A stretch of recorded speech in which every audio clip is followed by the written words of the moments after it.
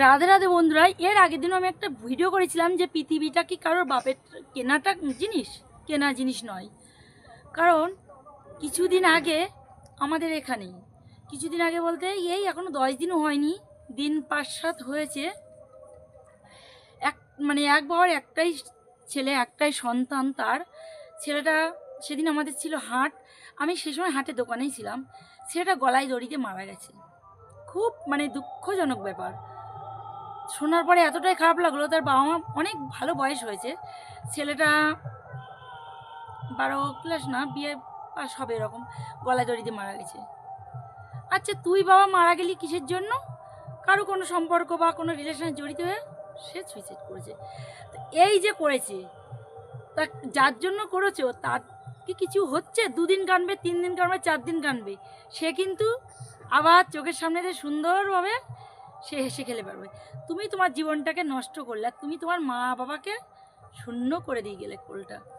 তাই আমি বলবো, এই পৃথিবীটা সবার সবার বাঁচার অধিকার আছে, ঠিক আছে? তাহলে তুমি কেন কষ্ট পাচ্ছ? পৃথিবীটা কারোর কেনা সম্পত্তি নয়, পৃথিবীটা সবাই। তা অনাকারণ কেন মিছে মায়ায় পড়ে তোমরা এই সুইসাইড করছো? আসলে কি জানো তো, প্রেম একটা আবেগপূর্ব জিনিস।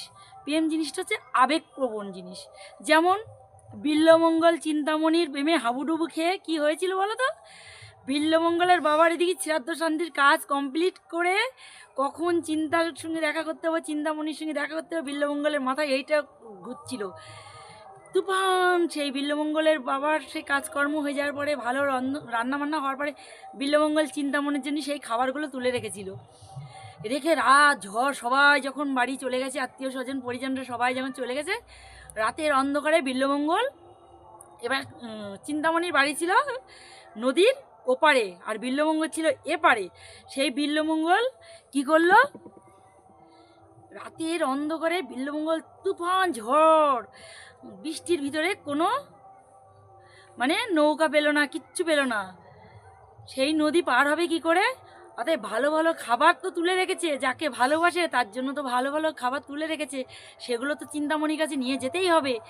তো কি করেছিল? প্রেমের টানে বিল্লমঙ্গল ওই রাতের অন্ধকারে ওখানে দাঁড়াচ্ছে, আমি কি যেতে পারবো না? তাহলে আমি সাঁতার দিয়েই যাই। ওই ভরা জল, আর বর্ষার সময় জল টলমল করছে, নদীর স্রোত বইছে। তখন বিল্লমঙ্গল ওই চিন্তামণির কথা ভাবতে পারছে, নদীতে ঝাঁপ দিয়ে ভাবলো যে ওপারে আমি সাঁতার কেটে যাবো। হঠাৎ করে দেখতে পারলো একটা ভেলা ভেসে আসছে। তারপরে বিল্লমঙ্গল ভাবলো, ওই বুঝি চিন্তামণি আমার জন্যই ভেলাটা পাঠিয়েছে। বিল্লমঙ্গল গিয়ে কী করলো, তাড়াতাড়ি গিয়ে ভেলাটাকে জড়িয়ে আঁকড়ে ধরে নদীটা পার হলো। বিল্লমঙ্গল কিন্তু আর পিছনের দিকে তাকালো না যে ওই ভেলাটা আদৌ কি ভেলা না কিছু। ওই ভেলাটা ছিল একজন মৃত পচা গলা দেহ, একটা মরা মানুষ। ভালোবাসার টানে অন্ধ হয়ে একদম বিল্লমঙ্গল একদম পুরো পাগলের মতন হয়ে ওই মরা মানুষকে জাপটে ধরে ওই নদী পার হয়ে চলে গেছিল ওপারে গিয়ে।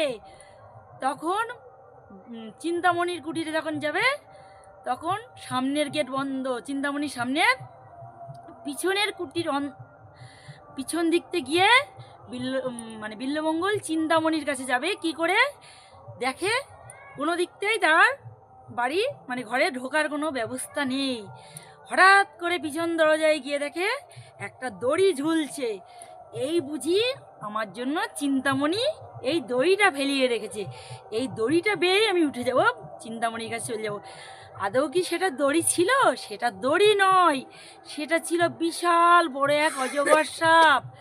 কিছুটা মুখটা ছিল গর্তের মধ্যে চেপে, আর লেজটা বাইরে বার করা ছিল। ওটা রাতের অন্ধকারে বিল্লমঙ্গল চোখে একটু একটু করে বিদ্যুৎ চমকাচ্ছে। বিল্লমঙ্গল দেখছে ওই দড়ি ঝুলিয়ে দিয়েছে, মনে হয় চিন্তামণি আমার জন্য, অথচ না, ওটা ছিল বিশাল বড় এক অজগর সাপ। এই অজগর সাপের লেজ ধরে চলে গিয়েছিল বিল্লমঙ্গল চিন্তামণির কাছে।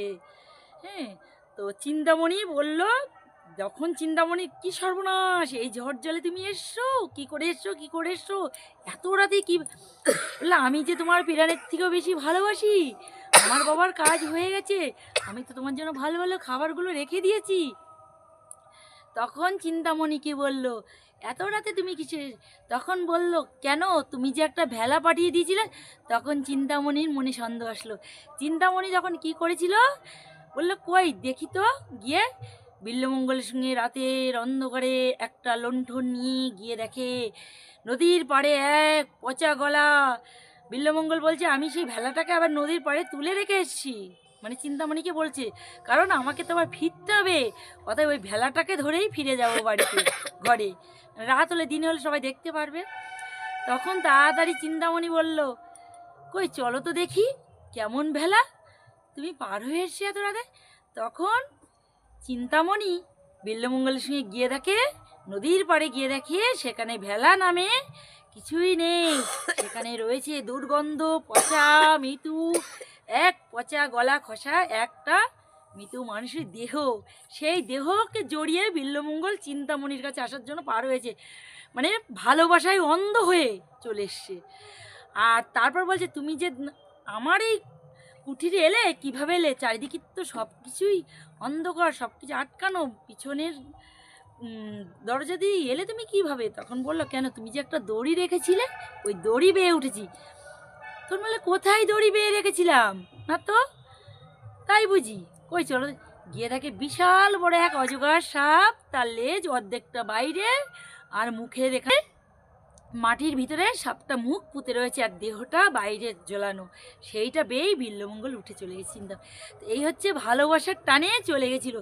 তা বাকিটা অংশ পরবর্তী দিনে তোমাদের বলবো। ভিডিওটা অনেক বড় হয়ে যাবে, প্রথম দিয়ে তোমাদের পরে বলবো। লাস্টে ওই বিল্বমঙ্গল খুব বড় একজন ভক্ত হয়ে গেছিল। কীভাবে কী হয়েছিল পরের ভিডিওতে, নেক্সট ভিডিওতে অবশ্যই বলবো। তা এটাই হচ্ছে ভালোবাসার মানুষের টান বা কিছু। তা ওই চিন্তামণির জন্যই কিন্তু বিল্বমঙ্গল ভালো হয়ে গেছিলো। আর এখনকার মানে দুনিয়ায় কিছু ছেলে মেয়ের জন্য কিছু ছেলে মেয়ে জীবনটাই চলে যাচ্ছে এই দুনিয়া থেকে, তাদের বাবা মায়ের কাছ থেকে কোল শূন্য হয়েছে।